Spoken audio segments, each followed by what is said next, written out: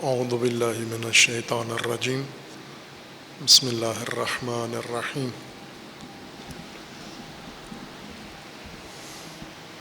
اللہم وفقنا لما تحب وترضى واجعل عاقبۃ امورنا خیرا ولا تکلنا الی انفسنا طرفۃ عین ابدا رب ادخلنی مدخل صدق واخرجنی مخرج صدق واجعل لی من لدنک سلطانا نصیرا۔ تفسیر سورہ مبارکہ حمد،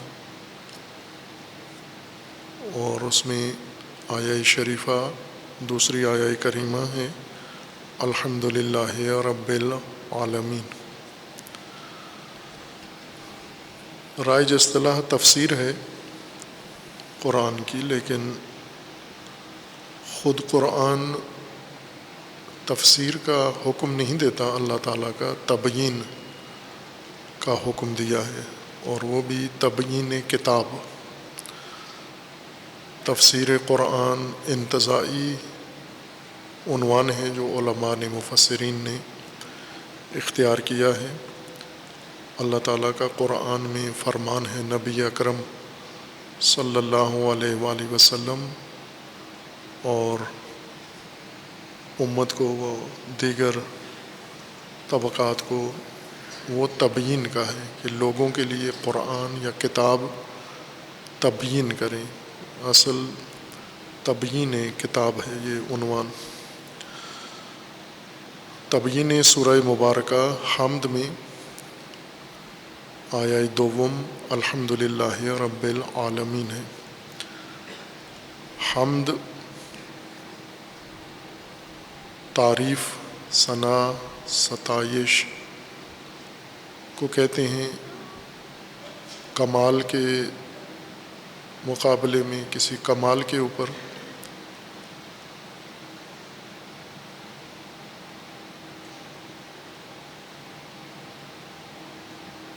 یا فعل اختیاری کے نتیجے میں جو قابل تحسین نتیجہ ہو، اس کے مشاہدہ پر ثنا کی جاتی ہے، اس کی تحسین کی جاتی ہے اور ستائش کی جاتی ہے، اسے عربی میں حمد کہتے ہیں۔ ہر چند بعض اہل لغت نے حمد کو توصیف یا تحسین لسانی کہا ہے، قول باللسان، تعریف کا زبانی قول، زبانی طور پر کسی شے کی تعریف کی جائے اگر۔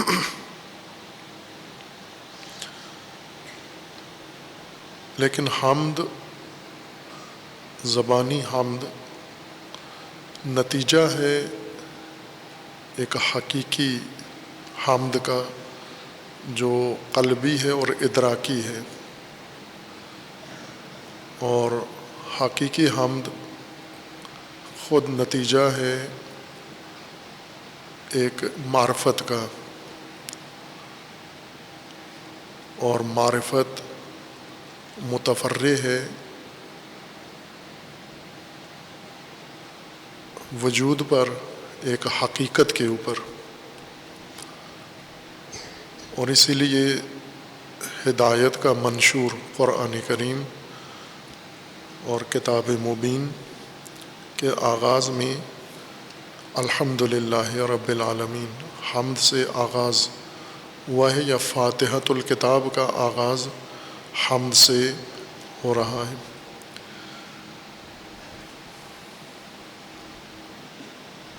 حمد زبانی طور پر تحسین اس وقت انسان کرتا ہے جب ذہن میں اس کے کسی شے کا حسن و جمال یا کمال منعکس ہوتا ہے، ذہن میں ادراک ہوتا ہے،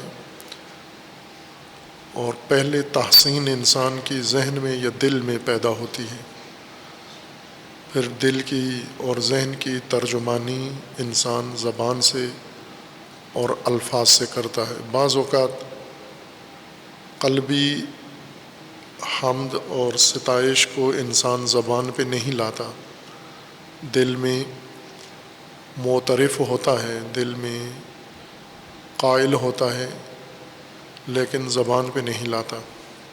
زبان پہ لانے کے اپنے عوامل ہیں کہ کس چیز کو انسان دل سے زبان پہ لاتا ہے اور کس چیز کو فقط دل میں ہی رکھتا ہے، زبان پہ ظاہر نہیں کرتا۔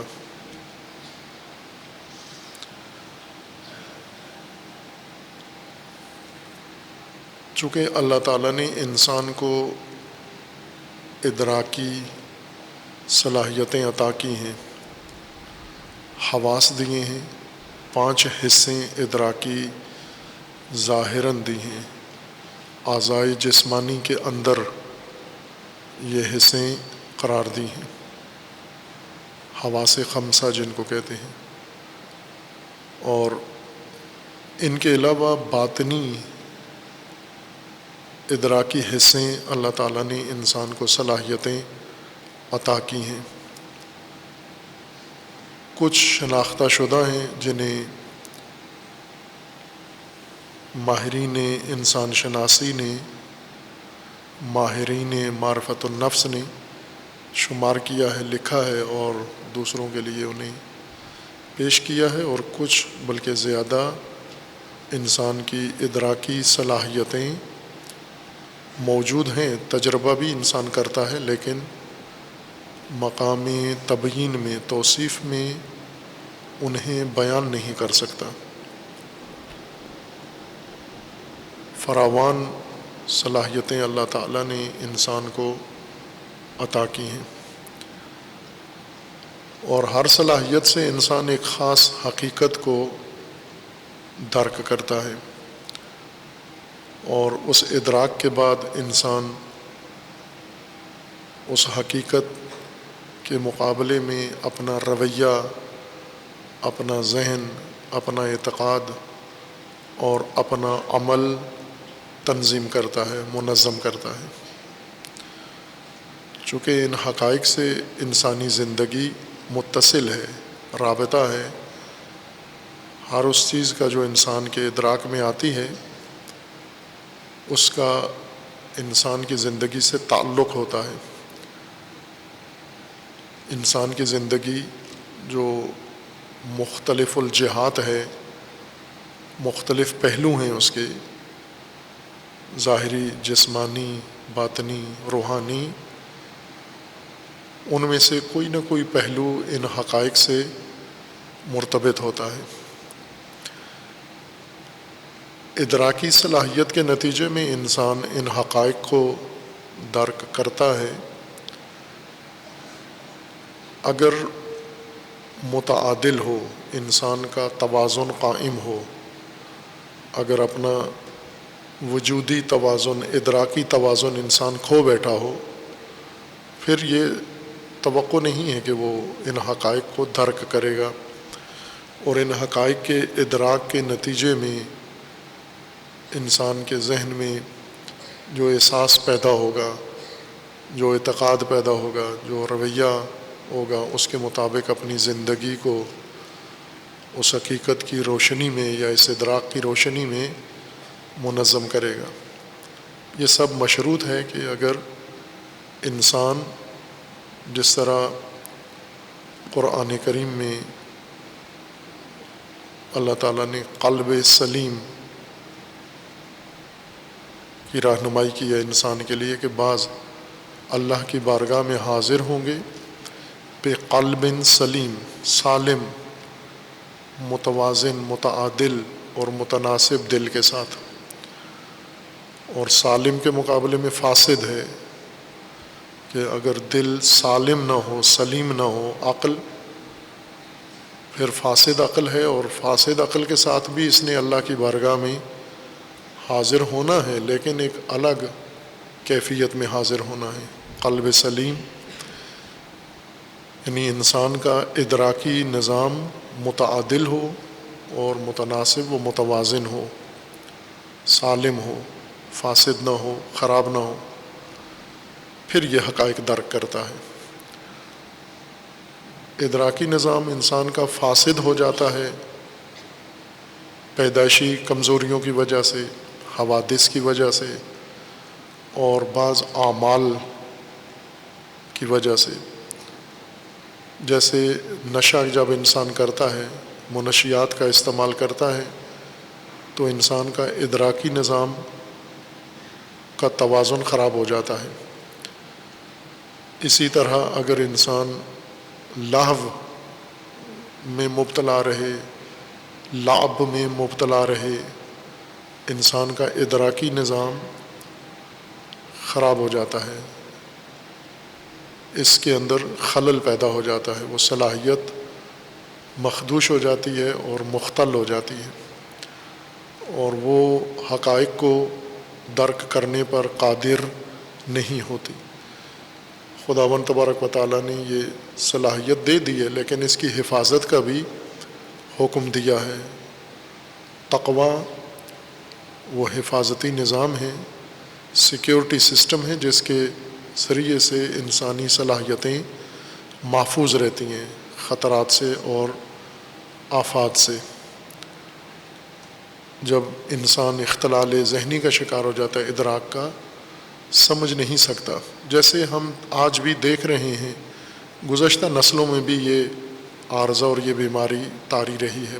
بعض اوقات افراد مبتلا ہوتے ہیں اور بعض اوقات اقوام، معاشرہ اور جمعیتیں اس کا شکار ہو جاتی ہیں، قومیں اس کا شکار ہو جاتی ہیں۔ مثلاً ہم آج اپنی قوم کی صورتحال دیکھیں تو مختلف تہاجمات، مختلف ہجومات اور عوامل اور آفات کے نتیجے میں موجودہ نسل، موجودہ قوم یہ ان حقائق کو درک نہیں کر رہے۔ میڈیا کا ایک تہاجم ہے ان کے اوپر، جس نے ان کا ادراکی نظام خراب کر دیا ہے۔ اس کے ساتھ ساتھ لہو ہے، لعب ہے کثرت سے، جس نے ادراکی نظام ضعیف کر دیا ہے، کمزور کر دیا ہے۔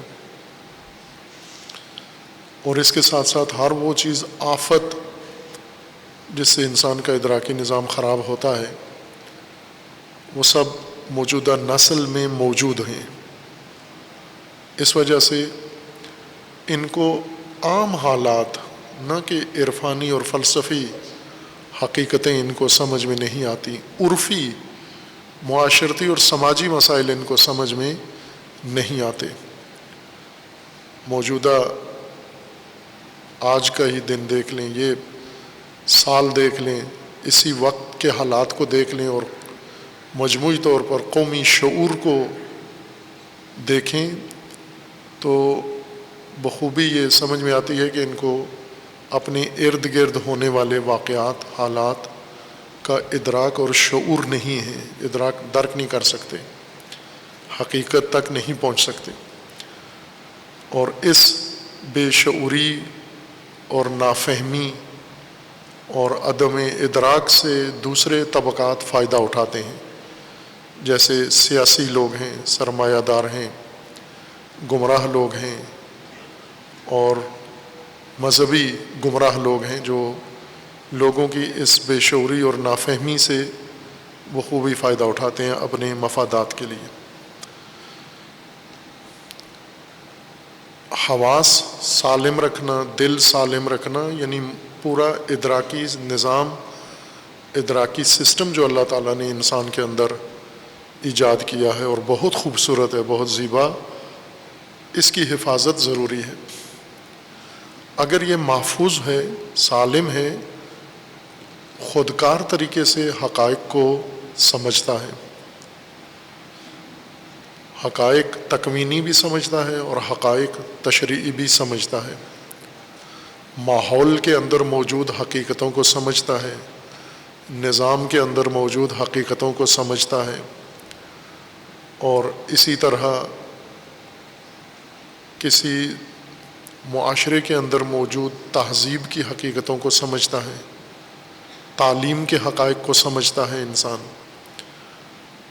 جو کچھ ارد گرد انسان کے وقوع پذیر ہوتا ہے اس سب کو درک رکھتا ہے، شعور رکھتا ہے۔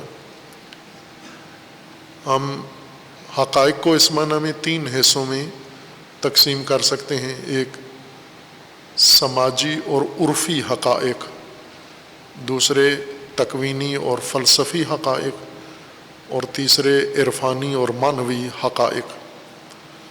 ان تینوں قسم کے حقائق کو ایک سلیم القلب انسان اور سلیم الحس انسان اور سلیم العقل انسان سمجھ سکتا ہے، اور قوم۔ جب تک ان حقائق کو سمجھیں گے نہیں، صحیح ادراک نہیں ہوگا، اس وقت تک انسان اپنی زندگی کو، انفرادی یا اجتماعی زندگی کو، اپنی دینی مذہبی زندگی کو، دنیاوی معیشتی زندگی کو منظم نہیں رکھ سکتا جب تک ان حقائق کا صحیح ادراک نہ ہو۔ ادراک حقائق کے نتیجے میں انسان میں ایک بے ساختہ کیفیت پیدا ہوتی ہے، اور وہ ہے تحسین، ستائش اور تعریف۔ بعض اوقات انسان تحسین و ستائش ارادی طور پر کرتا ہے، ساختگی ہوتی ہے، بے ساختہ نہیں ہوتی۔ ساختگی، تحسین و تعریف کسی مفاد کے لیے ہوتی ہے کہ عموماً چاپلوسی میں، خوشامد میں، تملق میں ساختگی تعریف ہوتی ہے۔ کسی شخص کی جا کر انسان تعریفیں کرتا ہے تاکہ اس شخص سے اپنا مفاد پورا کر سکتے، اپنا مدعا اس سے لے سکے۔ لیکن حمد میں جو ستائش و تعریف ہے وہ ساختگی نہیں ہے، بے ساختہ ہے۔ وہ عامل جو انسان میں ستائش ابھارتا ہے، تحسین کو ایجاد کرتا ہے، اٹھاتا ہے اندر انسان کے، وہ فقط انسان کا ادراک ہے، مشاہدہ ہے اور معرفت ہے۔ معرفت انسان کو اس نقطے پر لے آتی ہے کہ بے ساختہ تحسین کرتا ہے، تعریف کرتا ہے، اس حقیقت کی جس تک پہنچتا ہے، جسے سمجھتا ہے، جسے درک کرتا ہے۔ اور وہ حقیقت جب مکمل طور پر ادراک ہوتی ہے تو اس کے اندر جو کمال ہے اور جمال ہے وہ بھی انسان کو سمجھ میں آتا ہے۔ حقیقت کو درک کرنا، اس کا فائدہ سمجھنا نہیں ہوتا۔ جیسے ہم پانی سب سمجھتے ہیں کہ پانی کیا ہے، پانی کا فائدہ سمجھتے ہیں کیا ہے، نہ پانی کا حسن اور کمال اور حقیقت۔ فائدہ پانی سے یہ ملتا ہے۔ یہ جیسے کھانا ہے، کھانے کے فوائد، پھلوں کے فوائد، پھلوں کے فوائد، یہ سب ہم سمجھتے ہیں۔ فوائد دیکھ کر انسان تحسین نہیں کرتا۔ تحسین انسان کا عکس العمل ہے، تحسین نتیجہ ہے، ستائش ایک نتیجہ ہے۔ انسان کے اندر بے ساختہ پیدا ہوتا ہے ادراک کمال سے، اور کمال جب ظاہر ہوتا ہے، کمال ظاہر کو جمال کہتے ہیں۔ جمال اور کمال دونوں ایک ہی حقیقت کے دو نام ہیں۔ کمال جب پنہان ہوتا ہے، مشاہدہ کرنے والوں کے شہود سے، ان کے ادراک سے مخفی رہتا ہے، کبھی مکتوم ہوتا ہے، یہ صرف کمال ہے۔ لیکن بعض اوقات یہ کمال نمایاں ہو جاتا ہے، اپنا جلوہ دکھاتا ہے کسی کو۔ جیسے ہم اگر زمین پہ گھومیں، گردش کریں، تو ہم ان ندی نالوں میں، پہاڑوں میں، جنگلوں میں قدم قدم پر یہ جلوے کمال کے دیکھتے ہیں۔ درخت دیکھتے ہیں اور ان کے اندر زیبائی، خوبصورتی، پودے، پھول، پھل اور سبزہ، باقی ہر چیزیں۔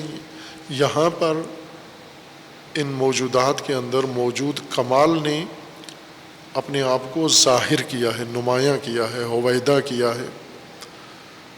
اس وجہ سے یہ خوبصورتی کہلاتا ہے، یعنی یہ جمال ہے طبیعت کا.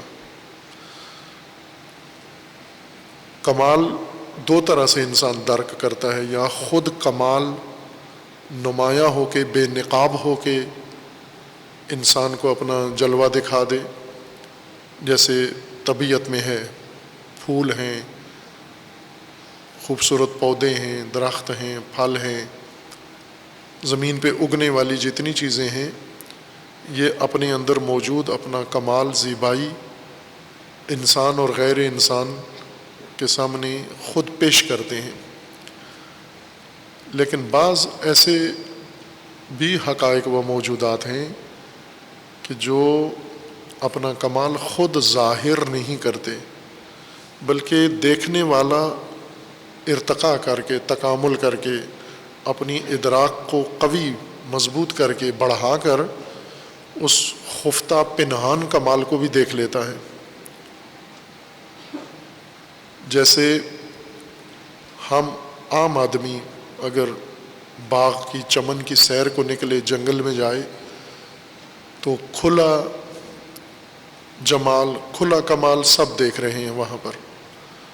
لیکن ایک سائنسدان جب جاتا ہے جنگل کے اندر اور وہ کسی ایک چیز کو انتخاب کر کے اور اسے اپنی تجربہ گاہ میں لے آتا ہے، آزمائش گاہ میں لے آتا ہے، لیبارٹری میں لے آتا ہے، اور وہاں آ کر اس کا تجزیہ کرتا ہے، اس کو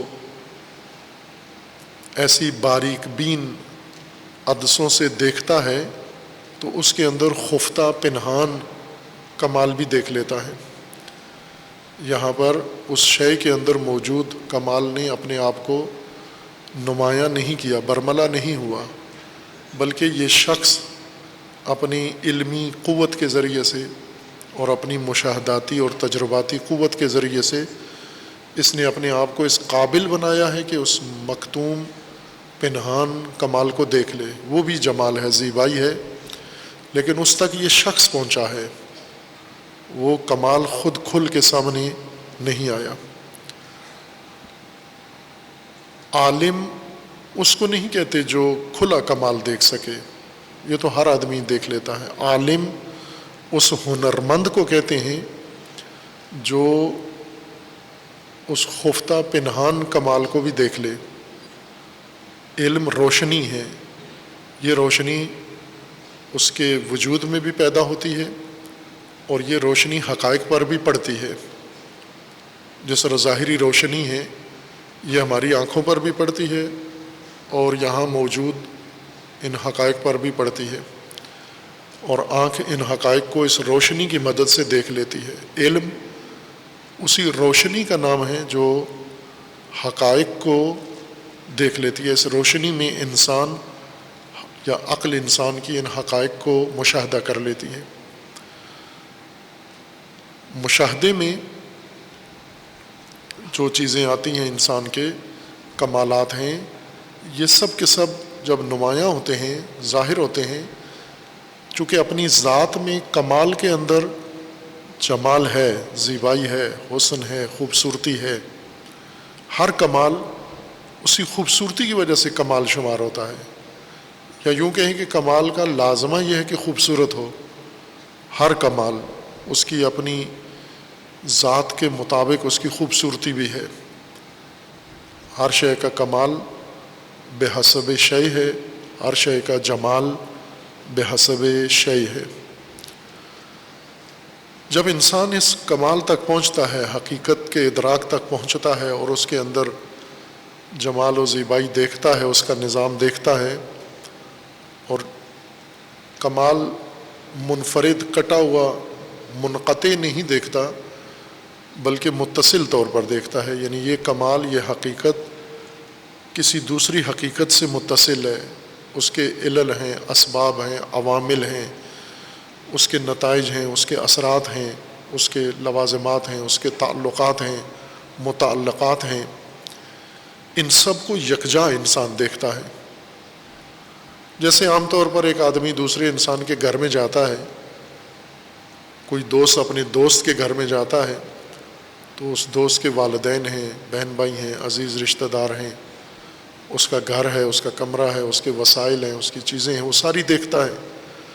دوست کے گھر جا کر صرف دوست ہی نظر نہیں آتا، بلکہ دوست کی زندگی میں موجود ہر حقیقت بھی انسان دیکھتا ہے، پہچانتا ہے اور اس کو اپنے شعور میں لے آتا ہے۔ حقائق بھی اسی طرح ایک خاندان کی شکل میں موجود ہیں پوری کائنات کے اندر، ظاہری حقائق ہوں یا معنوی حقائق ہوں، خاندانی شکل میں ہے۔ حقائق کا ایک پورا خاندان ہے، یعنی حقائق کا دیگر حقائق سے تعلق ہے۔ یہ ایک حقیقت ہے، یہ کسی دوسری حقیقت سے پیدا ہوئی ہے، اس سے جڑی ہوئی ہے۔ وہ حقیقت ایک تیسری حقیقت سے، یا ایک ہی حقیقت ہے وہ 20 حقائق سے جڑی ہوئی ہے۔ مثلا ہم کھیت میں جائیں، گندم کا پودا دیکھیں، یہ گندم کا پودا 20 حقائق سے جڑا ہوا ہے، انہوں نے مل کر اس ایک حقیقت کو ظاہر کیا ہے۔ یہ مٹی سے جڑا ہوا ہے، یہ رطوبت سے، پانی سے جڑا ہوا ہے، یہ روشنی سے جڑا ہوا ہے، یہ ہوا سے جڑا ہوا ہے، یہ زمین کے اندر دیگر جو عناصر ہیں ان سب کے ساتھ اس کا ایک گہرا تعلق ہے، اور ان کے ساتھ مل کے اس نے اپنا وجود ظاہر کیا ہے۔ بس انسان جب مشاہدہ کرتا ہے، عالمانہ مشاہدہ کرتا ہے، عارفانہ مشاہدہ کرتا ہے، نہ مفاد پرستانہ حیوانی مشاہدہ۔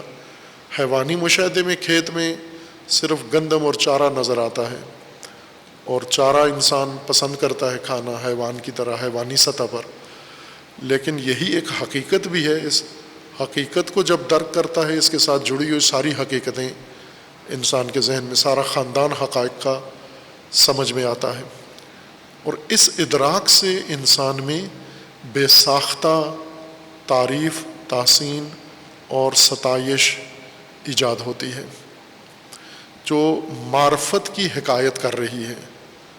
بے ساختہ تعریف معرفت کی اور ادراک کی حکایت کر رہی ہے، اس کے پیچھے معرفت و شعور کار فرما ہے۔ ورنہ اگر حمد، ستائش، تحسین معرفت کا نتیجہ نہ ہو تو وہ ریاکاری ہے، جھوٹ ہے، کذب ہے۔ جس طرح منافقین رسول اللہ صلی اللہ علیہ وآلہ وسلم کے پاس حاضر ہوتے تھے اور آ کر تعریف کرتے تھے رسول اللہ کی، اور تعریف بھی صحیح کرتے تھے، غلط نہیں کرتے تھے۔ جو جس چیز کا اقرار کرتے تھے وہ ٹھیک تھی، لیکن خداوند تعالیٰ نے جھٹلا دیا ان کو کہ یہ صحیح بات ان کی زبان پر جاری ہونا یہ بھی جھوٹ ہے ان کا۔ سورہ منافقون میں ہے، بسم اللہ الرحمن الرحیم، اذا جاءک المنافقون قالوا نشہد انک لرسول اللہ واللہ یعلم انک لرسولہ واللہ یشہد ان المنافقین لکاذبون۔ منافقین رسول اللہ کے پاس آ کر یہ کہتے تھے، ہم گواہی دیتے ہیں کہ آپ اللہ کے رسول ہیں، اور یہ صحیح بات تھی، درست بات تھی، حق بات تھی جو آ کر کہتے تھے۔ اللہ تعالیٰ کا فرمانا ہے کہ اللہ کو معلوم ہے کہ آپ اللہ کے رسول ہیں، لیکن منافقین جھوٹ بول رہے ہیں، جھوٹے ہیں، اور اللہ گواہی دیتا ہے واللہ یشہد ان المنافقین لکاذبون، منافق کاذب ہیں۔ یہ ایک تشریعی دنیا کی منافقت ہے، تکوینی دنیا کی بھی منافقت ہے۔ یوں نہیں کہ رسول اللہ واقعاً رسول اللہ ہیں اور کوئی شخص آ کر اس حقیقت کو اقرار کرے تو اللہ کی طرف سے یہ جھوٹا ہے، یہ غلط کہہ رہا ہے۔ یہ مختص نہیں ہے اس ایک حقیقت کے ساتھ اور اس ایک شہادت کے ساتھ، بلکہ بہت ساری جگہوں پر انسان صحیح باتیں، سچی باتیں کر رہا ہے، لیکن یہ سچی باتیں جو زبان پہ آئی ہے، یہ تعریف، یہ حمد، یہ ستائش، یہ ادراک، شعور اعتراف معرفت کا نتیجہ نہیں ہے، یہ مفاد کی خاطر انسان نے اس حقیقت کو فقط زبان پر جاری کیا ہے، ذہن کی، دل کی ترجمانی نہیں کی ہے، دل میں یہ تصدیق نہیں تھی جو تصدیق زبان سے جاری ہوئی ہے۔ جیسے ہم کوئی کام نکالنے کے لیے روزانہ یہ کام کرتے ہیں، جس انسان سے کام پڑتا ہے اس کی تعریف کرتے ہیں، آپ بہت اچھے ہیں، یہ دل ہمارا گواہی نہیں دے رہا ہوتا، یا ہمارے ادراک و شعور سے یہ بات نہیں نکلتی، بلکہ کام چونکہ اس میں پھنسا ہوا ہے، اس نے یہ کام میرا نپٹانا ہے، اس کی تعریف کرتے ہیں تاکہ اپنی تعریف سن کر یہ خوش ہوگا اور میرا فائدہ مجھے پہنچا دے گا۔ یہ کاذبون ہے، یہ منافقانہ تعریف ہے، یہ حمد منافقانہ ہے، حمد نہیں ہے، کذب ہے، جھوٹ ہے اور خلاف حقیقت ہے یہ چیز۔ بائیں کہ صحیح ہے، غلط بیانی نہیں ہے اس میں، لیکن اس غلط بیانی اور اس صحیح بیانی کے پیچھے منافقت کار فرما ہے۔ ہم عموماً حمد تقلیدی حمد کرتے ہیں، حمد فقط معرفت کا نتیجہ ہے۔ جیسے ہم دعائیں پڑھتے ہیں، ان دعاؤں میں لکھا ہوا ہے حمد، ہم بھی کہہ دیتے ہیں الحمدللہ، قرآن میں لکھا ہوا ہے الحمدللہ، ہم بھی قرآن کے کہنے پر ہم بھی کر دیتے ہیں الحمدللہ۔ یہ حمد نہیں شمار ہوتی ہماری۔ اگر دعا میں جس ہستی کی دعا ہے، مثلا امام حسین علیہ الصلوۃ والسلام کی دعا ہے، رسول اللہ صلی اللہ علیہ وآلہ وسلم کی دعا ہے، کسی اور معصومین یا غیر معصومین میں سے کسی نے حمد بجا لائی ہے، ہم ان کی حمد کو تکرار کر دیتے ہیں اور اس گمان میں رہتے ہیں کہ ہماری طرف سے بھی حمد ہی شمار ہوگی، ہم نے بھی حمد کی ہے۔ نہ، آپ نے فقط ایک تقلید کی ہے، یا ایک لفظ ہے جو زبان پہ جاری کیا ہے، تلفظ کیا ہے، حمد نہیں کی ہے۔ یعنی جب ہم ادراک کے بغیر، شعور کے بغیر، معرفت کے بغیر لفظ حمد جاری کرتے ہیں، حمد کہتے ہیں ثنا کسی کمال کے مقابلے میں کسی فعل جمیل کے جمال کو مشاہدہ کرنے کے بعد بے ساختہ جو ثنا تعریف ظاہر ہوتی ہے وہ حمد ہے۔ وہ ایسے تو ہوا نہیں ہے، ہمیں تو کہا گیا کہ یہ حمد کہو الحمدللہ، جس طرح قاری ہمارا تلفظ ٹھیک کرتے ہیں تو جو وہ حروف پڑھتے ہیں ہم پیچھے وہ حروف پڑھ رہے ہوتے ہیں، ان حروف میں کوئی دلالت نہیں ہوتی۔ جو استاد ہمیں سکھانے کے لیے، تلفظ سکھانے کے لیے، تجوید سکھانے کے لیے، قراءت سکھانے کے لیے تکرار ہم سے کرواتے ہیں، ان الفاظ میں دلالت نہیں ہوتی۔ مثلا ہمیں سکھانے کے لیے کہتے ہیں کتاب، کہو کتاب، تو یہ کتاب کوئی دلالت نہیں ہے، اس لفظ نے کسی چیز پر دلالت نہیں کی، یہ بے معنی مہمل لفظ کی طرح ہے۔ چونکہ ہمیں معنی کے لیے یہ لفظ استعمال نہیں کیا جا رہا، ہمارا تلفظ ٹھیک کرنے کے لیے یہ لفظ ہم سے ادا کروایا جا رہا ہے۔ یہ کلمہ نہیں ہے بلکہ صوت ہے، آواز ہے۔ یہ کتاب آواز ہے، معنی بغیر معنی کے ہے۔ قرآن مجید نے ہمیں حکم دیا ہے حمد کا، اور یہ بھی خبر دی ہے کہ ہر چیز حمد کرتی ہے۔ یہ بات اپنی جگہ پر ہے کہ سورہ فاتحہ میں الحمدللہ رب العالمین، آیا یہ جملہ انشائیہ ہے یا خبریہ ہے؟ بظاہر تو خبریہ ہے، لیکن خبریہ جملہ اگر مراد لیں تو وہ فاتحہ کا معنی نہیں بنتا۔ یہ بات اپنی جگہ علماء نے کی ہے، ہم ابھی اس میں تفصیل میں نہیں جاتے، وہاں مشاہدہ کر لیں۔ تفاسیر میں بعض نے اس کو لکھا ہے، جیسے ہم بہت سارے خبریہ جملے استعمال کرتے ہیں جن میں قصد انشاء ہوتا ہے. یہ عام آدمیوں، چونکہ ہم عموماً قرآنی باس یا دین کی باس اصطلاحات میں کرتے ہیں، خبریہ، انشائیہ. عوام الناس نے یہ ادبیات، یہ گرامر نہیں پڑھی ہوتی، انہوں نے انگریزی گرامر پڑھی ہوتی ہے. قرآنی زبان کی گرامر کو اپنے لیے توہین سمجھتے ہیں پڑھنا مومنین، اس لیے ان اصطلاحوں سے آشنا نہیں ہوتے کہ جملہ خبریہ کیا ہوتا ہے اور جملہ انشائیہ کیا ہوتا ہے. لیکن اگر انہیں انگریزی میں یہی اصطلاحات بتائیں وہ سمجھ میں آ جاتی ہیں انہیں. ویسے ان کو امریکہ سے خط بہت ناپسند ہے، لیکن امریکہ کی زبان بہت پسند ہے ان کو. امریکہ سے خط آ جائے، اپنا سفیر ہی لکھ دے تو وہ بہت ناگوار گزرتا ہے. لیکن امریکہ کی تعلیم ہو، امریکہ کا ویزا ہو، امریکہ کی ڈگری ہو، امریکہ کی ملازمت ہو، امریکہ کی مدد ہو، یو ایس ایڈ ہو، رمضان میں افطار بھی اسی سے کریں، روزہ بھی اسی سے رکھیں. یہ ابھی کر رہے ہیں نا، یو ایس ایڈ لے کر افطار سحری کر کے پھر باہر نکلتے ہیں رات 8 بجے مرد آباد امریکہ کہنے کے لیے.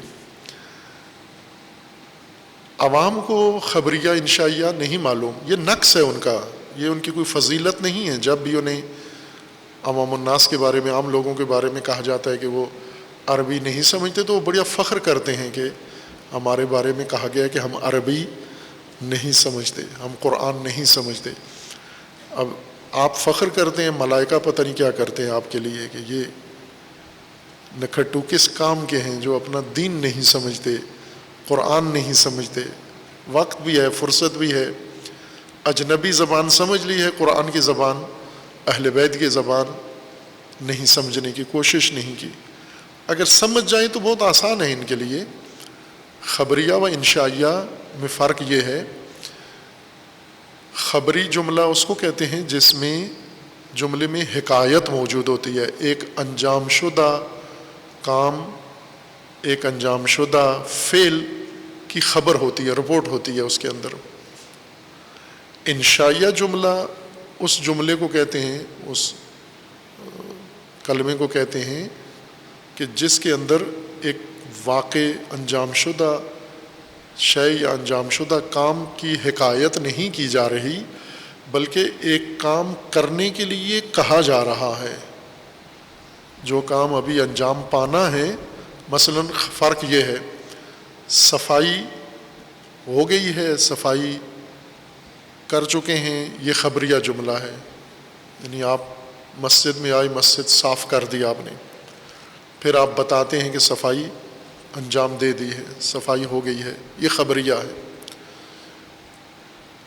لیکن جب آپ نے صفائی کرنی ہے تو ایک دفعہ تو انشائی لہجے میں کہتے ہیں صفائی کرو، صفائی کر دیں جا کر. لیکن بعض اوقات خبری لہجے میں صفائی کرنے کا حکم دیا جا رہا ہے کہ صفائی ہو گئی ہے، یعنی کرو جا کر صفائی. جیسے نکاح جب پڑھا جاتا ہے تو نکاح کے سارے جملے خبری ہیں بظاہر، لیکن اگر خبر کی نیت سے نکاح پڑھے نکاح نہیں ہوتا. زوج تو ازدواج ہو گئی ہے، ازدواج کر دیے میں نے، کہاں کی ہے، ابھی کرنے جا رہے ہیں، ابھی ہونے جا رہے ہیں، ابھی زوجیت ایجاد کرنے جا رہے ہیں، آپ زوجیت ایجاد کر رہے ہیں. لیکن جملہ یہ ہے کہ زوجیت ایجاد ہو چکی ہے، زوجیت وقوع پذیر ہو چکی ہے. خبری جملے میں انشائی قصد ہو تو نکاح ہوتا ہے. اسی طرح علماء کا یہ فرمانا ہے کہ الحمدللہ رب العالمین اگر انشائی قصد ہو تو قرآن شمار ہوگا یا نماز میں اس کا اجازت ہے. اگر خبری لہجے میں کریں تو پھر یہ اب فقہی لحاظ، ایک لحاظ سے مسئلہ فقہی مضمون سے مربوط ہو جاتا ہے، جو وہاں تفسیری نہیں ہے، یہ بات فقہی مسئلہ ہے، اس لیے یہاں ہم اسے نہیں بیان کرتے. الحمدللہ رب العالمین، حمد اللہ کے لیے ہے. خوب، حمد اللہ کے لیے ستائش تحسین اللہ کے لیے ہے۔ تحسین تو کسی کمال کے نتیجے میں پیدا ہونے والے احساس کا نام ہے اور اظہار کا نام ہے۔ ہم عموماً جو تحسین کرتے ہیں عرفی طور پر حمد کے ذریعے سے نہیں، بعض اوقات الفاظ کے ذریعے سے تحسین کرتے ہیں، جیسے بہت اچھا، اردو میں تحسین کرتے ہیں بہت اچھا۔ ہر زبان میں تحسین کے الفاظ ہیں، بہت اچھا، یعنی جو کام آپ کر رہے ہیں بہت اچھائی اس کے اندر مجھے نظر آئی ہے۔ یا عموماً شاعری کے مقابلے میں بعض اوقات الفاظ کے ذریعے سے تحسین کرتے ہیں، بہت اعلیٰ، بہت بڑھیا، بہت اچھا، بہت خوب، یہ تحسین کے الفاظ ہیں۔ بعض اوقات الفاظ کے ذریعے تحسین نہیں ہوتی، آوازوں کے ذریعے تحسین ہوتی ہے۔ واہ واہ، کبھی تحسین کرتے ہیں کیا کہنے، یہ لفظ ہے تحسین کا، لیکن واہ واہ یہ آوازیں ہیں، تحسین کی آوازیں ہیں کہ جب انسان کو کوئی چیز اچھی لگتی ہے، کسی چیز میں حسن و خوبصورتی محسوس ہوتی ہے تو اس کی آوازیں نکالتا ہے، یا الفاظ، آوازوں کے ذریعے سے بھی تحسین کرتا ہے، الفاظ کے ذریعے سے بھی تحسین کرتا ہے۔ اب ہم جب کسی سے تحسین کی آواز سنتے ہیں یا تحسین کا لفظ سنتے ہیں تو فوراً ہمارے ذہن میں بھی یہ جستجو پیدا ہوتی ہے کہ اس نے کس چیز پر تعریف کی ہے، کیا نقطہ تھا بیچ میں جو اس کو بہا گیا ہے، پسند آیا ہے، کیا خوبصورتی اس نے اس شعر میں یا کلام میں دیکھی ہے۔ فوراً پوچھتا ہے کیا کہا، یا کس بات پہ آپ ثنا کر رہے ہیں، تعریف کر رہے ہیں۔ وہ ہمیں اس چیز کی طرف رہنمائی کرتا ہے، یہ سنا دیتا ہے ہمیں بھی شعر، اور آپ بھی شریک ہو جاتے ہیں اس ادراک میں، اس ادراک کے نتیجے میں تعریف میں اور ثنا میں اس کے ساتھ شامل ہو جاتے ہیں۔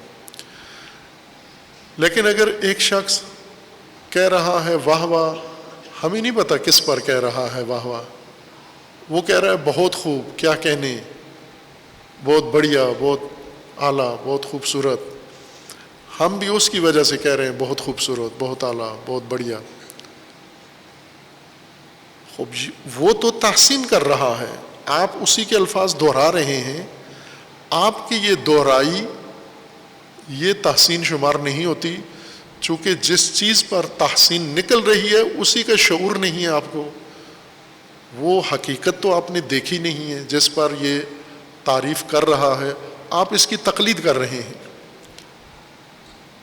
یہی ہمارے جامعہ کی ہی ایک مثال ہے، ایک مولانا صاحب جو پنجابی نہیں سمجھتے تھے، وہ باقی مومنین کی محفل میں بیٹھے ہوئے تھے جو آپس میں پنجابی میں گفتگو کر رہے تھے، اور کسی نے لطیفہ سنایا پنجابی میں، سب ہنس پڑے کہہ لگا کر، مولانا بھی اتنے ہی زور سے ہنسے جتنے زور سے باقی پنجابی زبان لوگ ہنسے۔ ان میں سے ایک مومن کی توجہ چلی گئی کہ مولانا صاحب تو پنجابی نہیں سمجھتے لیکن ہنسیں بھرپور ہیں یہ، تو انہوں نے پوچھ لیا وہاں پر کہ آپ پنجابی سمجھتے ہیں؟ ان کے لیے شاید انکشاف تھا کہ ہم سمجھ رہے تھے یہ پنجابی نہیں سمجھتے، تو یہ تو لطیفے پہ ہنس پڑے ہیں، تو یہ پنجابی سمجھتے ہیں؟ تو مولانا نے کہا نہیں، میں پنجابی نہیں سمجھتا۔ کہا پھر ہنسے کیوں ہیں؟ تو انہوں نے کہا میں آپ کے اعتماد پر ہنسا ہوں کہ یقیناً کوئی ہنسنے والی بات آپ سب نے کی ہے، آپ جو ہنس رہے ہیں تو میں بھی ہنس پڑا ہوں۔ خوب یہ احساس کے بغیر، ادراک کے بغیر، سمجھ کے بغیر ہنسنا یا سمجھ کے بغیر رونا، کوئی رو رہا ہے ہم بھی دیکھا دیکھی رو پڑے، کوئی خوش ہے ہم بھی دیکھا دیکھی خوش ہو جائیں، یہ تقلید ہے، یا تقلید سے بھی آگے ہے، یہ وہ مذموم تقلید ہے کہ ادراکی چیزیں سب کے اندر ادراک پیدا کرے، نہ تقلید۔ بھیڑ چال اس کو کہتے ہیں کہ ایک بھیڑ جو کرتی ہے دوسری بھیڑ ادراک شعور کے بغیر وہی عمل انجام دیتی ہے، وہی چیز تکرار کرتی ہے، تو وہ چیز اس کی عمل شمار نہیں ہوتی، وہ اس کے لیے فہم شمار نہیں ہوتی، وہ اس کے لیے تقلید شمار ہوتی ہے، دکھاوا شمار ہوتا ہے اس کے لیے۔ حمد ادراک، شعور و معرفت کا نتیجہ ہے۔ کس کی معرفت و شعور؟ کسی کمال کی معرفت، کسی جمال کی معرفت، کسی شے میں یا کسی عمل میں، اختیاری عمل میں کمال و جمال کا مشاہدہ، یہ ادراک انسان کو اس نتیجے پر پہنچاتا ہے۔ کمال و جمال کا مشاہدہ بے ساختہ تحسین انسان کے اندر ایجاد کرتا ہے۔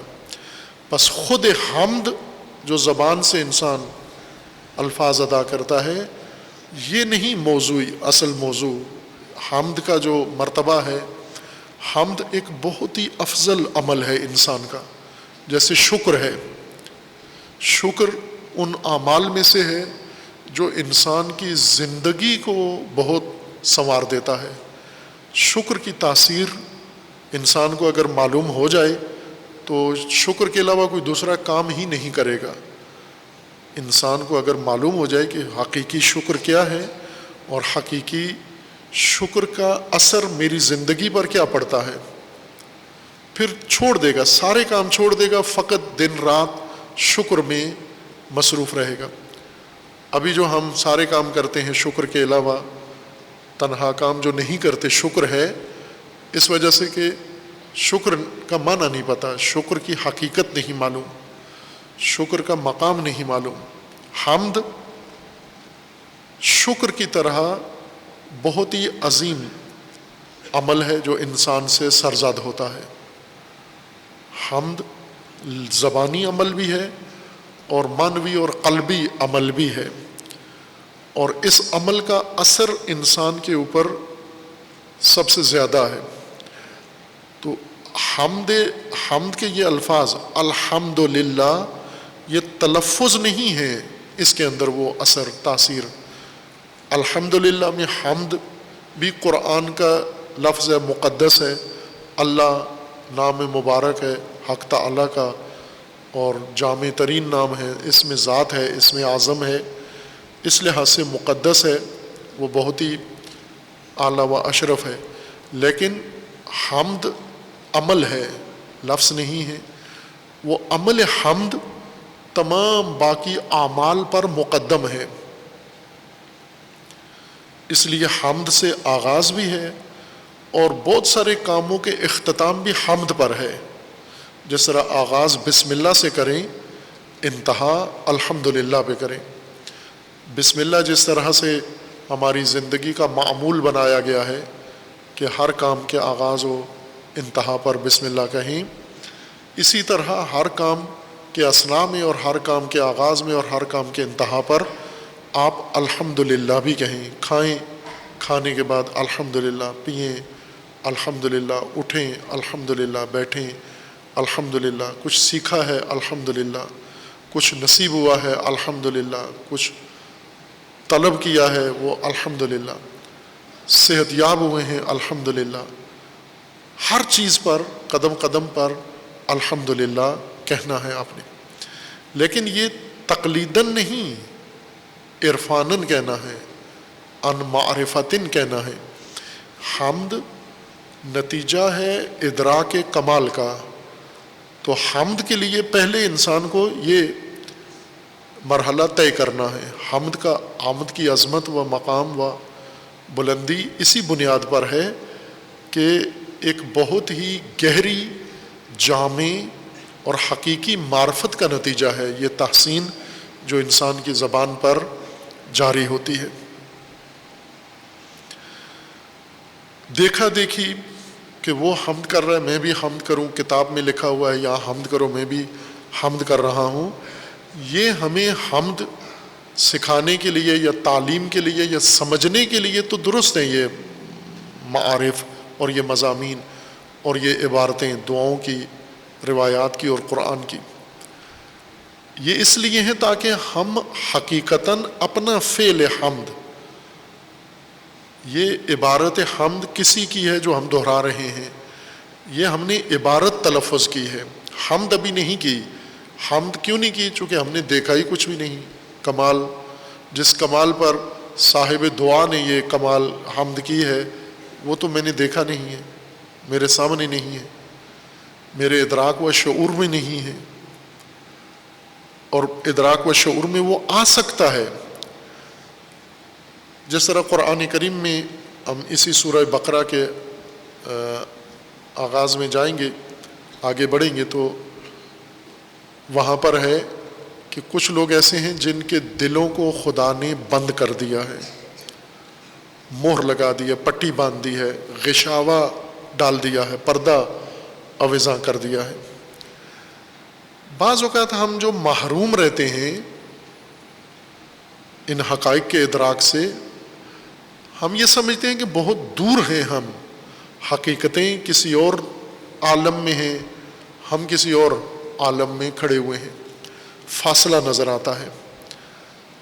جیسے آپ کی آنکھوں میں پٹی باندھ کے آپ کو مسجد میں لا کے کھڑا کر دیا جائے تو آپ یہ سمجھیں گے کہ میں مسجد سے بہت دور ہوں، کسی اور جگہ پر ہوں، جبکہ مسجد میں ہی آپ کی آنکھوں پہ پٹی بندھی ہوئی ہے. آنکھیں کھلیں گی تو آپ اپنے آپ کو مسجد میں پائیں گے. مسجد پہنچنے کے لیے فاصلہ طے نہیں کرنا پڑتا، کئی میل دور نہیں ہیں، آپ کوسوں دور نہیں بیٹھے ہوئے، مسجد میں ہی ہیں آپ. پٹی کھولیں صرف اپنی آنکھوں کی. اسی طرح جن حقائق سے ہم محروم ہیں اس کی یہ وجہ نہیں ہے کہ حقائق کہیں اور ہیں، ہم حقائق کے اندر، حقائق کے سمندر میں، حقائق کے صحرا میں، حقائق کی وادی میں کھڑے ہوئے ہیں آنکھوں پہ پٹی باندھ کے. یوں نہیں ہے کہ ان حقائق تک پہنچنے کے لیے جن حقائق پر حمد و ثنا اللہ نے کی ہے، جن حقائق پر حمد و ثنا رسول اللہ نے کی ہے، جن حقائق پر حمد و ثنا اہل بیت علیہ السلام نے کی ہے، وہ حقائق کسی اور وادی میں ہیں، ہم کسی اور وادی میں کھڑے ہوئے ہیں. ہم بھی اسی وادی میں ہیں چونکہ اللہ نے حقائق کی ایک ہی وادی بنائی ہے، کئی وادیاں نہیں ہیں کہ معصومین کسی اور وادی میں ہوں، ہم کسی اور. ایک ہی جہان میں، ایک ہی عالم میں، ایک کائنات میں سب ہیں. فرق ہم میں ان میں کیا ہے کہ ان کی آنکھوں پہ پٹی کھلی ہوئی ہے، ہماری آنکھوں پہ پٹی بندھی ہوئی ہے. پٹی کھول دیں ہم بھی وہیں پر ہیں. یہ جو غشاوہ ہٹانا ہے، یہ احساس کہ ہم پتہ نہیں کہاں ہیں، اکثر لوگوں میں ہوتا ہے. یہ وہ احساس ہے چونکہ بعض مراحل سے سب انسان گزرے ہیں. بچپن سب نے گزارا ہوا ہے. آج جتنے بزرگ ہیں، بوڑھے ہیں، سب بچپن سے ہو کر بوڑھے ہوئے ہیں. جوانی کا مرحلہ سب نے گزارا ہوا ہے، اس مرحلے سے سب گزر کے آگے جاتے ہیں اور تقریباً یکساں صورتحال ہوتی ہے سب کی. مثلا جب جوانوں کو، خصوصاً ان جوانوں کو جن کو خداوند تعالیٰ نے یہ فرمایا ہوا ہے، معیار دیا ہوا ہے کہ ان جوانوں کو اللہ پسند کرتا ہے، وہ اللہ کے پسندیدہ جوان بعض اوقات اس مخمصے میں مبتلا ہوتے ہیں کہ ہم تو چاہتے ہیں اللہ کے قریب ہونا، ہم چاہتے ہیں یہ ساری حقیقتیں درک کرنا، لیکن شاید ہم دیہاتی ہونے کی وجہ سے، پاکستانی ہونے کی وجہ سے، کم پڑھے لکھے ہونے کی وجہ سے، غریب ہونے کی وجہ سے، فقیر ہونے کی وجہ سے ہم شاید دور ہیں. یہ چیزیں جو اللہ نے کمالات دکھانے ہیں یہ کسی اور طبقے کے لیے ہیں. ہم ان مجبوریوں کی وجہ سے، ان مسائل کی وجہ سے ہم محروم ہیں. نہ، یہ غلط ہے یہ احساس آپ کا. دقیقاً آپ جس طبقے سے ہو، شہری ہو، دیہاتی ہو، شمالی ہو، جنوبی ہو، غریب ہو، امیر ہو، جو بھی ہو، آپ کو اللہ تعالیٰ نے اس حقائق کے چشمے کے اوپر پیدا کیا ہے. آپ کو دور نہیں پیدا کیا، اسی حقائق کے اندر پیدا کیا ہے، اسی چمن میں پیدا کیا ہے آپ کو.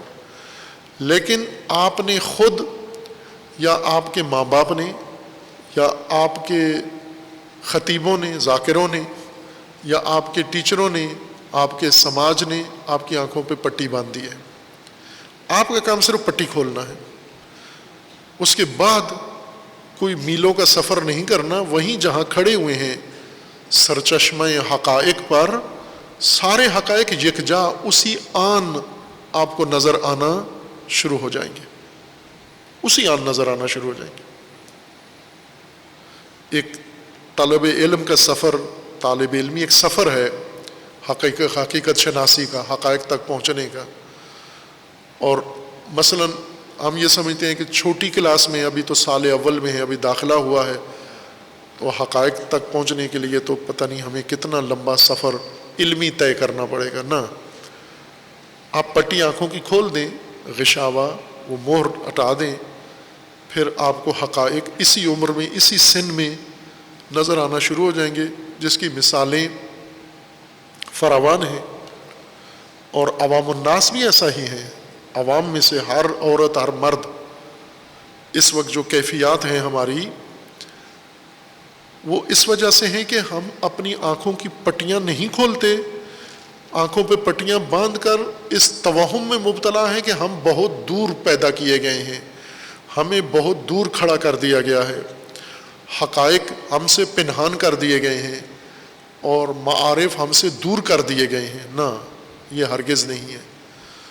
آنکھوں کی پٹیاں مشکل ہیں ہماری۔ ہم حقیقی حمد کر سکتے ہیں، عصیان کر سکتے ہیں، کب؟ جب ان حقیقتوں کا ادراک ہو جن کے اندر کمال ہے اور جمال ہے۔ اور یہ کمال و جمال ہم جو ہی درک کریں گے، بے ساختہ دوسروں کی تقلید کرنے کے بجائے بے ساختہ ہم بھی الحمدللہ رب العالمین کہہ دیں گے ہم، یعنی ہم نے وہ ادراک، شعور حاصل کر لیا ہے جو حمد تک پہنچتا ہے، منتج ہوتا ہے، جس کا نتیجہ حمد ہے۔ یہ زبانی حمد قلبی حمد کی ترجمانی ہے۔ انسان کے دل کے اندر جو حمد ثنا اٹھتی ہے، اس کی ترجمانی زبان سے کرتے ہیں۔ قلبی حمد احساس ہے جو انسان کے اندر ادراک کے نتیجے میں، شعور کے نتیجے میں پیدا ہوتا ہے۔ اس ادراک تک پہنچتے ہی انسان سے یہ افضل ترین عمل حمد کا یہ انجام پاتا ہے۔ حمد الحمدللہ رب العالمین۔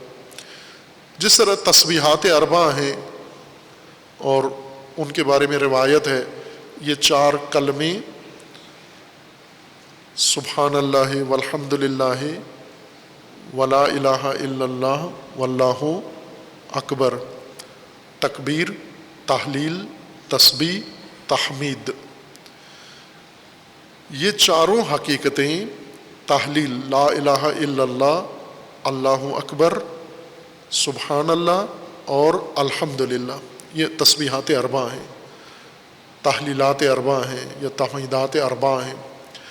یہ 4 مقام ہیں دراصل انسان کی معرفت کے، اور چاروں بے ساختہ انسان سے ادا ہونے چاہیے۔ چونکہ 4 چیزیں ہیں، 4 قسم کی معرفت ہے، 4 حقیقت کے حقائق ہیں، ادراکات ہیں، ان تک جب انسان پہنچتا ہے تو بے ساختہ یہ 4 کلمے انسان سے ادا ہوتے ہیں۔ ہم کب پہنچیں گے ان حقائق تک؟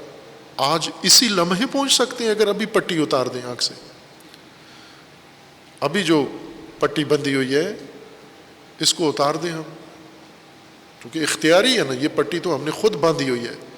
بے شعوری کی پٹی، جہالت کی پٹی، نافہمی کی پٹی، جس طرح قرآن میں اللہ تعالیٰ نے فرمایا کہ ختم اللہ علی قلوبہم وعلی ابصارہم غشاوۃ، یہ غشاوہ اپنی آنکھوں سے ہٹا دیں۔ فی آذانہم وقرا، یہ جو کانوں میں ہم نے انگلیاں ٹھوسی ہوئی ہیں یا رکاوٹیں ڈالی ہوئی ہیں، بند کیا ہوا ہے، کاک ڈالے ہوئے ہیں ہم نے، یہ نکال دیں ہم ابھی اسی لحظے۔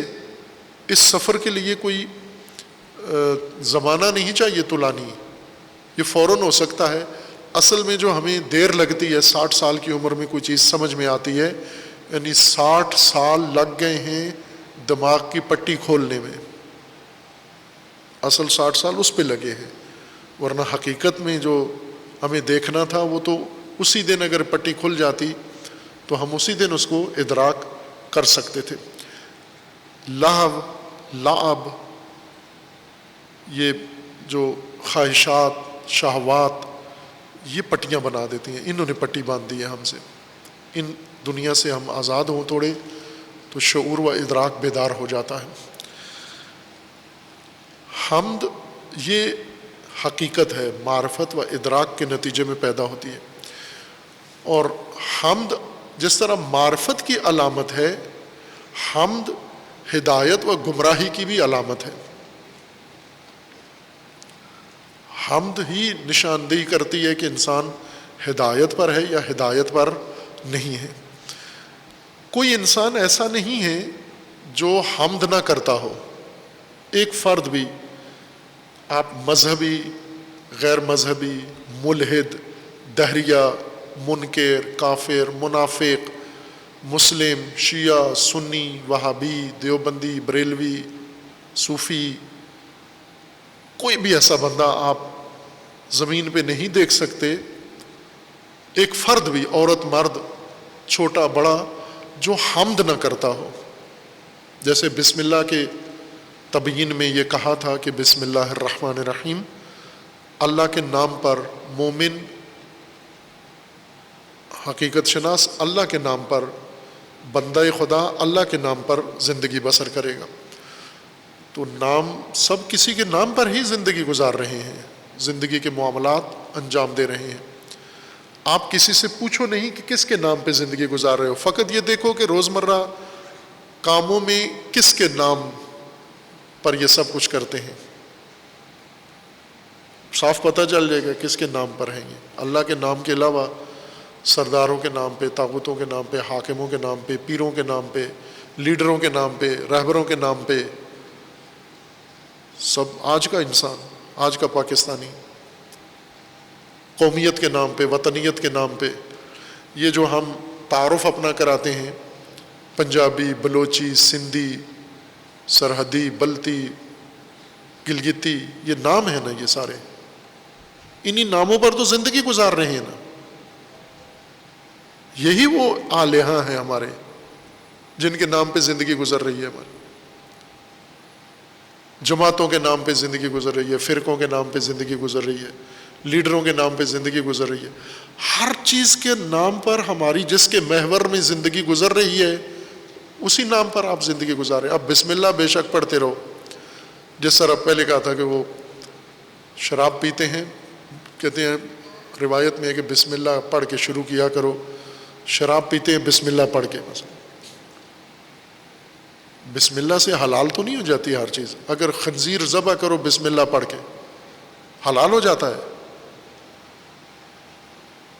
خنزیر اگر بھیڑیا، کتا، سور بسم اللہ پڑھ کے حلال نہیں ہوتے تو یہ زندگیاں بھی بسم اللہ پڑھنے سے صحیح نہیں ہو جاتی. جو وطنیت کے نام پہ گزر رہی ہیں، جو قبائلیت کے نام پہ گزر رہی ہیں، جو قومیت کے نام پہ گزر رہی ہیں، جو علاقائیت کے نام پہ گزر رہی ہیں، جو لسانیت کے نام پہ گزر رہی ہیں، جو اور نسب کے نام پہ گزر رہی ہیں، قبائلیت کے نام پہ، یہ زندگیاں بسم اللہ پڑھنے سے حلال تو نہیں ہو جاتی. یہ زندگیاں اسلامی تو نہیں ہو جاتی بسم اللہ پڑھنے سے. اسی طرح حمد بھی ہے. حمد ہر شخص ثناگو ہے. آپ نہیں دیکھیں گے کہ کوئی ایسا آدمی ہو جو حمد نہ کر رہا ہو، اور اس کی حمد سے اس کی ہدایت و گمراہی کا پتہ لگ سکتا ہے. کس کا حامد کس کا ہے، ثناخوان کس کا ہے، ثناگو کس کا ہے. جس کا ثناگو ہے اسی کا بندہ ہے، اسی کے نام پہ زندگی گزار رہا ہے. وہ باب آپ علماء کی کتابیں پڑھیں، بہت سارے علماء، دینی مذہبی کتابیں ہیں، بڑی معتبر اور علمی کتابیں، بڑی گہری کتابیں ہیں، اپنے زمانے کے بادشاہوں کے نام پر لکھی گئی ہیں. دیباچے ان کے پڑھیں. بڑے بڑے جید علماء، مسلمان علماء، کتنے سنی علماء ہیں، بڑے اعلیٰ علم کے مالک ہیں، اپنے زمانے کے سلاطین کے نام پر کتاب لکھی ہے. شیعہ علماء ہیں، اپنے زمانے کے سلاطین سے منسوب کی ہے. انتساب، ہر کتاب میں انتساب ہوتا ہے. کس کے نام؟ کوئی کہتا ہے ماں کے نام، کوئی کہتا ہے باپ کے نام، کوئی کہتا ہے استاد کے نام، کوئی کہتا ہے سلطان کے نام، کوئی کہتا ہے فلاں کے نام، فلاں کے نام. آپ تو بسم اللہ انتصاب پہلے ہوتا ہے، بسم اللہ بعد میں لکھتا ہے. وہ انتصاب کتاب کا کسی انسان کے نام کر کے پھر آگے بسم اللہ لکھ دی اگلے صفحے پر، تو حلال تو نہیں ہو گئی یہ کتاب اس سے. اسی سے اندازہ ہے کہ آپ نے اپنی کتاب میں ثنا کس کی ہے، تعریف کس کی ہے، سراہا کس کو ہے، آپ کو تحسین پر کس نے اکسایا ہے. چھوٹا بچہ بھی حمد کرتا ہے، بڑا بھی کرتا ہے، عورتیں بھی مرد بھی، سب کس کی حمد کر رہے ہیں؟ اپنے ہی درمیان کسی کی حمد کر رہے ہوں گے، ایک دوسرے کی حمد کر رہے ہوں گے، کسی طاغوت کی حمد کر رہے ہوں گے، کسی نواب کی ثنا کر رہے ہوں گے. ابھی آج ہی دیکھ لیں پاکستان میں جو اس وقت ایک سیاسی عمل جاری ہے، جیسا پہلے کہا تھا کہ رمضان میں ساری زمین کے شیطان بند گئے ہیں، پاکستان کے کھلے چھوڑ دیے گئے ہیں کہ یہ جتنا اودم مچا سکتے ہیں مچائیں، اور مچا رہے ہیں. ابھی اسی وقت رمضان کی مقدس راتیں ہیں، بہت ہی ارزشمند گران قدر راتیں ہیں. انہی راتوں میں آپ یہ سوشل میڈیا پہ بیٹھے ہوئے جو مومنین اولیاء اللہ جو سوشل میڈیا پہ اس وقت بیٹھے ہوئے ہیں، جو پوسٹیں لگا رہے ہیں، کس کے نام پہ کس کی حمد کر رہے ہیں؟ آپ تلاش کریں کتنے مسلمان روزہ دار عمران خان کی ثنا میں سارا روزہ گزار دیا. یہاں سے حمد و بسم اللہ ہی انسان کا تعارف کرا دیتے ہیں. یہ شناسنامہ ہے ہمارا، کس کے نام پر اور کس کی حمد جچتا ہے آپ کو. الحمدللہ، حمد اللہ کے لیے ہے.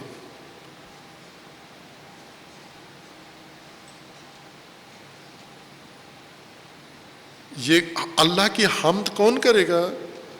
جسے یہ ادراک ہے، جس نے اللہ کا نظام، اللہ کی کائنات، اللہ کی طرف سے جو کچھ اس کو عطا ہوا ہے، خود اپنی ذات پہلے دیکھ لے.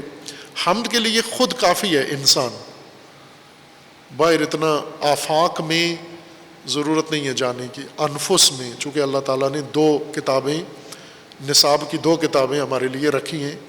قرآن اصل نصاب ہے ہدایت کا، اور قرآن نے 2 کتابیں اور مطالعہ کے لیے سپورٹیو بکس ہوتی ہیں نا، جو ایک کتاب پڑھائی جاتی ہے آپ کو، اور ساتھ اس کے تیاری کے لیے آپ کو اور کتابیں سلیبس میں بتائی جاتی ہیں، ٹیکسٹ بک. یہ جو سپورٹیو بکس ہیں جس سے ہدایت ملتی ہے، کیا ہیں؟ سَنُرِيهِمْ آیاتنا فی الآفاق وفی انفسہم. ہم انہیں یا تمہیں اپنی آیات دکھائیں گے، اپنی نشانیاں دکھائیں گے، اپنا پتہ بتائیں گے، اپنی معرفت کی کتابیں آپ کو بتائیں گے. کہاں پر؟ 2 ہیں، آفاق میں اور انفس میں. ایک کتاب تمہارے اندر ہم نے لکھ دی ہے، حقیقت خدا شناسی کی، حقیقت شناسی کی. ایک کتاب ہم نے آفاق میں لکھ دی ہے، آفاق، یہ کائنات ساری. تو اب اختیاری ہے، آپ آفاقی کتاب پڑھو تو بھی وہی حقیقت وہاں نظر آئے گی، انفسی کتاب پڑھو تو بھی وہی حقیقت آپ کو نظر آئے گی. اور جامع ترین تعلیم یہ ہے کہ دونوں پڑھو، کتاب آفاقی بھی پڑھو اور کتاب انفسی بھی پڑھو. حمد دونوں کا نتیجہ حمد ہی ہوگا. اگر اپنے اندر غور کیا تو اس کا نتیجہ الحمدللہ رب العالمین. آفاق میں غور کیا، وہاں ادراک، آنکھوں سے پٹی کھل گئی اور آفاق نظر آئے، اور آفاق میں حقیقت نظر آئی، تو وہاں بھی ادراک و معرفت کا نتیجہ الحمدللہ رب العالمین. الحمدللہ انسان کی زندگی کی جہت کی علامت ہے کہ یہ کس جہت میں زندگی گزار رہا ہے. اور یہ جو ہم الحمدللہ کہتے ہیں، یہ لفظ مختلف زبانوں میں ادا ہوتا ہے، جس طرح تعریفیں اللہ کی ہیں، یہ بھی الحمدللہ ہی ہے، ستائش اللہ کی ہے، یہ بھی حمد اللہ کے لیے ہی ہے۔ اور جب ہم کہتے ہیں یہ کمال فلاں سلطان کا ہے، اس حاکم کا ہے، اس وزیر اعظم کا ہے، اس سردار کا ہے، اس لیڈر کا ہے، تو یہ بھی حمد ہی ہوتی ہے، حمد ہی ہوتی ہے۔ اور جس کی حمد کر رہے ہیں اسی کے نام پر آپ زندگی گزار رہے ہیں، اور اسی کے بندے شمار ہوں گے آپ، اسی کے ساتھ آپ کا حشر ہوگا۔ اس صورت میں بسم اللہ سے یہ چیزیں حلال نہیں ہو جاتی۔ رسوماتی بسم اللہ، رسوماتی بسم اللہ، جیسے کہا تھا کہ رسوماتی بسم اللہ پڑھے خنزیر کے اوپر تو حلال نہیں ہوتا، تو طاغوتیت کے اوپر بسم اللہ پڑھ لیں آپ، مخلوق کی ثنا خوانی کو بسم اللہ سے انجام دیں آپ، کسی کی بھی ثنا کریں بسم اللہ کے ذریعے، وہ حلال نہیں ہو جاتی، گمراہی کی علامت ہے۔ حامدانہ زندگی اس کی علامت یہ ہے، حامدانہ زندگی۔ انسان حامد ہے، انسان ذاتاً حامد پیدا ہوا ہے۔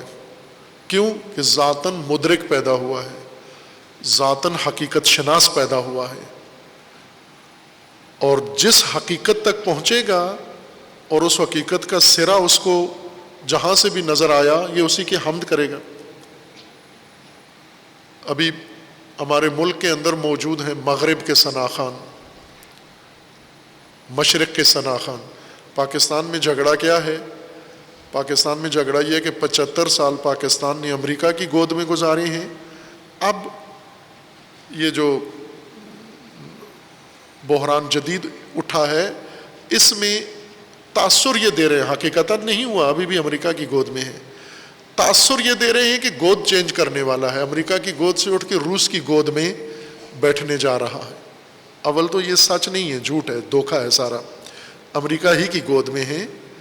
امریکہ سے کچھ لینے کے لیے امریکہ کی ایک، ہر طاغوت کی طرح امریکہ کی ایک کمزوری ہے، ہر طاغوت کی ہے، کہ جب اس کو اپنے بندے نظر آتے ہیں کہ چائنا کی طرف جا رہے ہیں یا روس کی طرف، تو وہ ان کو زیادہ لاڈ دیتا ہے کہ ادھر نہ جاؤ، میں آپ کو جو مانگو۔ اس کو بلیک میل کرنے کا ایک طریقہ یہ ہے۔ ٹرمپ نے صدر جب بنا تھا تو پاکستان کے بارے میں خصوصیت سے یہ کہا تھا کہ یہ ہم سے 15 بلین یا کتنے ڈالر لے کر اور ہمیں صرف بیوقوف بنایا انہوں نے، کہ جب بھی امریکہ کو دباؤ میں لانا چاہتے ہیں تو فوراً ان کا صدر یا وزیر اعظم چائنا چلا جاتا ہے، پھر امریکہ چیک لے کے آ جاتا ہے کہ چائنا کی طرف نہ جو چاہتے ہو میں دیتا ہوں۔ ابھی روس کی طرف جا رہے ہیں کہ روس کی طرف نہ جو میں جاتا ہوں۔ یہ تو ایک جھوٹ ہے سارا جو ہو رہا ہے۔ لیکن اگر آپ امریکہ کے ثناگو ہیں، چونکہ پاکستان میں جو کچھ ہوا پہلے امریکہ کا ہے سارا کچھ، اب آپ روس کی طرف سفر کرنا شروع کر رہے ہیں، یعنی پہلے حامد تھے، حمد کرتے تھے۔ حمد کی علامت کیا ہے؟ پاکستانی رمضان میں کس کی حمد کر رہے ہیں؟ یہ جو لکھی ہوئی حمد پڑھتے ہیں یہ نہیں ہے سچائی، یہ تو ایک تلقین ہے اور ایک تقلید ہے، ایک ورد ہے۔ اصل میں حمد کس کی کر رہے ہیں؟ جس کی نعمتیں ہیں۔ تعلیم کس کی حاصل کرتے ہیں؟ نصاب کس کا اسکولوں میں پڑھا رہے ہیں؟ مومنین کے روزے دار بچے کس امریکی نظام میں پڑھ رہے ہیں؟ تو حامد اسی کے ہیں آپ۔ حمد کا مطلب یہ ہے کہ اس کی یہ چیز آپ کو بھائی ہے، پسند ہے، یہ اپنا لی ہے آپ نے۔ زبان سے کہتے ہو الحمدللہ، خوب، اللہ کی کون سی چیز پسند آئی ہے آپ کو جس کو آپ نے اپنایا ہے زندگی میں؟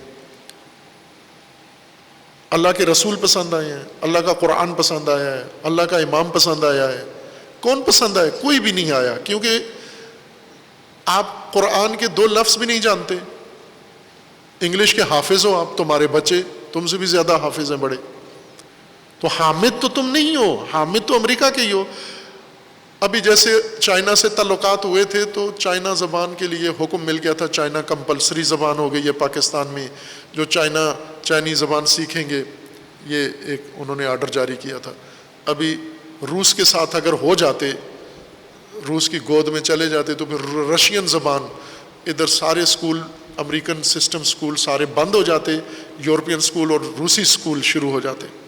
اگر واقعاً ثنا خان روس بن جاتے، ہم حامد روس بن جاتے ہیں۔ حامد کس کے ہو تم؟ جس کی نعمتیں تمہارے پاس ہیں اور جس کے لے کے تم زندگی گزار رہے ہو، جس کے بنائے ہوئے نظام کو نظام زندگی بنایا ہے، جس کے بنے ہوئے وسائل کو اپنے لیے ضروری سمجھتے ہو، انہی کے حامد ہونا تم۔ اب بسم اللہ کسی پہ پڑھتے رہو، حمد اصلاً کس کی کر رہے ہو؟ جس کے نظام میں رہ رہے ہو، اسی کے حامد ہو تم۔ انسان فطرتاً حامد ہے۔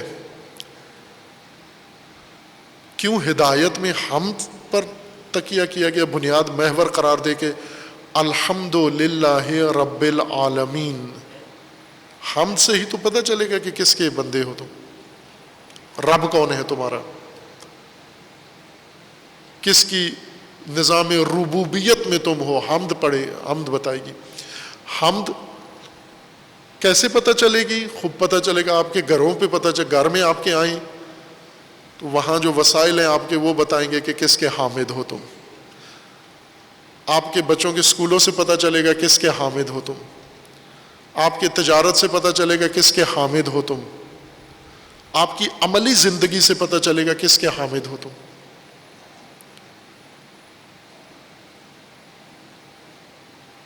آپ کی تفریحات سے پتہ چلے گا کس کے حامد ہو تم۔ آپ کے روزمرہ زندگی کے رسومات سے پتہ چلے گا کس کے حامد ہو تم۔ اپنے آپ میں نگاہ کرو، اپنی پوشاک دیکھو، اپنا لباس دیکھو، اپنی زبان دیکھو، اپنے بچے دیکھو، اپنی اولاد دیکھو۔ فارسی میں ایک بڑا خوبصورت محاورہ ہے کہ مرغے کی دم کو دیکھیں یا تیری قسم کو دیکھیں۔ وہ ماجرا یہ تھا کہ ایک شخص دوسرے شخص کے مرغی خانے میں داخل ہوا اور اس کا مرغا اس نے چھپا لیا اور چھپا کے چادر کے نیچے چھپا کے جا رہا تھا۔ اس شخص کو جس کا مرغا تھا اسے پتہ چل گیا کہ یہ مرغا چوری کر کے لے جا رہا ہے۔ اس نے اس کو دیکھ لیا اور پوچھا کہ تم مرغا چرا کے جا رہے ہو؟ تو اس نے مرغے کی گردن پکڑی ہوئی تھی، اسے بولنے نہیں دے رہا تھا، چادر کے نیچے چھپایا ہوا بھی تھا، لیکن دم مرغے کا باہر چادر سے نظر آ رہا تھا۔ تو وہ مرغا چور جو تھا اس نے قسم کھائی کہ اللہ کی قسم میں نے تیرا مرغا نہیں چرایا۔ تو اس نے جس کا مرغا تھا اس نے کہا کہ میں تیری قسم پہ جاؤں یا مرغے کی دم پہ جاؤں۔ ابھی اس وقت ہم لوگ، ہم مسلمان اس خطے میں جو بسنے والے ہیں، یہ قسم اللہ کی کھاتے ہیں، دم کس کی ہے؟ ہم دم کو دیکھیں یا قسم کو؟ تمہاری قسم کو دیکھیں، تمہارے گھروں کو دیکھیں، تمہاری معیشتوں کو دیکھیں، تمہارے لباس پوشاک کو دیکھیں، تمہارے انداز زندگی کو دیکھیں، تمہاری تفریحات کو دیکھیں، تمہارے وسائل زندگی کو دیکھیں، تمہاری ترجیحات کو دیکھیں، تمہارے بچوں کی تعلیم کو دیکھیں، اس کو دیکھیں یا تمہاری قسم کو دیکھیں۔ قسم تو اللہ کی کھاتے ہو، قسم قرآن کی کھاتے ہو، قسم رسول اللہ کی کھاتے ہو، قسم اہل بیت کی کھاتے ہو، دم کسی اور کا نظر آ رہا ہے۔ قسم یہ بتاتی ہے کہ حمد اللہ کی کرتے ہو، دم یہ بتاتی ہے کہ حمد طاغوت کی کرتے ہو تم۔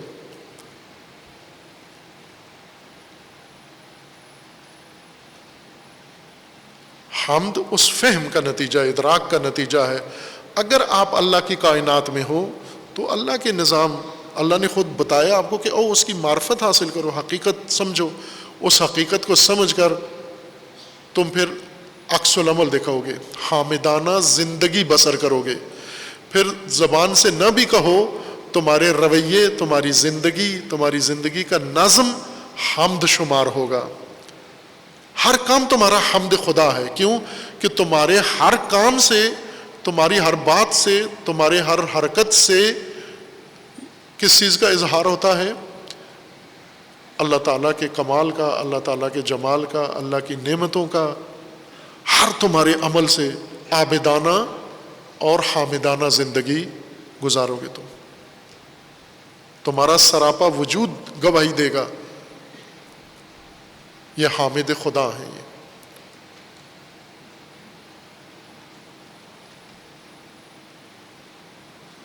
حمد ایک پہلو ہدایت کا یہ ہے اس کے اندر کہ حمد نتیجہ ہے انسان کا، کہ اس معرفت کا جو انسان کو ہدایت کے دروازے پہ لا کھڑا کرتی ہے۔ اور دوسرا ایک حمد کا نتیجہ قرآن کریم میں بھی اللہ تعالیٰ نے فرمایا، روایات میں بھی ہے کہ حامد جب اس وادی میں آ جاتا ہے، حقیقت شناسی کرتا ہے اور ان حقائق کے اندر کمالات و جمالات مشاہدہ کرتا ہے، تو یوں نہیں کہ صرف حامد رہتا ہے، بلکہ اس کا غیر معمولی نتیجہ ہے، فوق العادہ اثر ہے، اس کی کایا پلٹ جاتی ہے جب یہ کمالات و جمالات کی دنیا میں جاتا ہے اور ادراک کرتا ہے۔ یہ ادراک اس انسان کو کچھ اور بنا دیتے ہیں، وہ بعد میں بیان ہوگا انشاءاللہ۔ صلی اللہ علی محمد و آلہ الطیبین۔